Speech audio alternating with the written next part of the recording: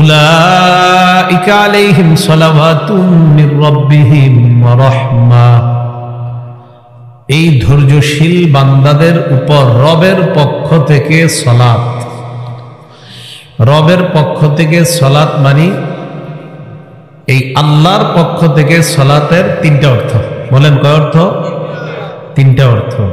এক নাম্বার তৌফিকুত তাআ, তাদের উপর রবের পক্ষ থেকে সালাত মানে তাদেরকে আল্লাহ আনুগত্য করার তৌফিক দান করে দেয়। দুই নাম্বার, তাদের উপর রবের পক্ষ থেকে সালাতের অর্থ হলো আল আমনু আনিল ইসমা, আল ইসমাতু আনিল মাসিয়া, গুনাহ থেকে আল্লাহ তাদেরকে হেফাজত করে দেয়। আল্লাহর পক্ষ থেকে ধৈর্যশীলদের উপর সালাতের অর্থ তিন নাম্বার মাগফিরাতুজ যুনুবি জামিআ, তাদের জিন্দেগীর সব গুনাহগুলো আল্লাহ মাফ করে দেয়। এই হলো আল্লাহর পক্ষ থেকে তাদের উপর সালাত। ওয়া রাহমা, তাদের উপর আল্লাহর পক্ষ থেকে দয়া। এই দয়া মানে আল আমনু মিনাল আযাব, আল্লাহ তাদেরকে আযাব থেকে নিরাপত্তা ঘোষণা করে দেয়। ওয়া উলাইকা হুমুল মুহতাদুন, আল্লাহ বলেন তারাই হেদায়েত প্রাপ্ত, তারাই সঠিক পথের মধ্যে আছে।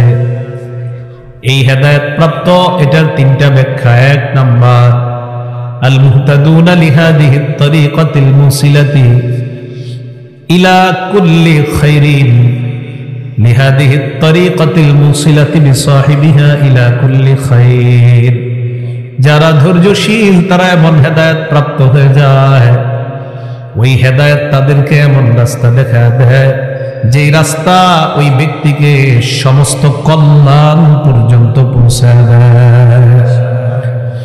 দ্বিতীয় অর্থ আল মুহতাদুনা ইলাল জান্নাহ আল ফাইজুনা বিসসাওয়াব, ধৈর্যশীল বান্দারা জান্নাতের রাস্তা পেয়ে যায় আর আল্লাহর পক্ষ থেকে ভরপুর সওয়াব অর্জন করে নেয়।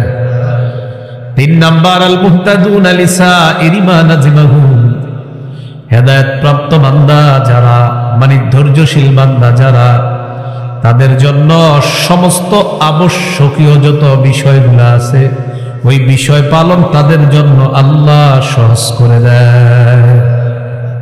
সম্পদ কমবে, সন্তান কমবে, ফল ফলাদি কমবে, ফসল কমবে, আপনি ধৈর্যশীলতার পরিচয় দিয়ে আপনি আল্লাহর ধৈর্যশীল বান্দা হবেন, তো আল্লাহর পক্ষ থেকে আপনার জন্য সালাত, আপনার জন্য রহমত, আর আপনাকে আল্লাহ হেদায়েত প্রাপ্ত বান্দা বলে কোরআনের মধ্যে ঘোষণা করে দিয়েছে।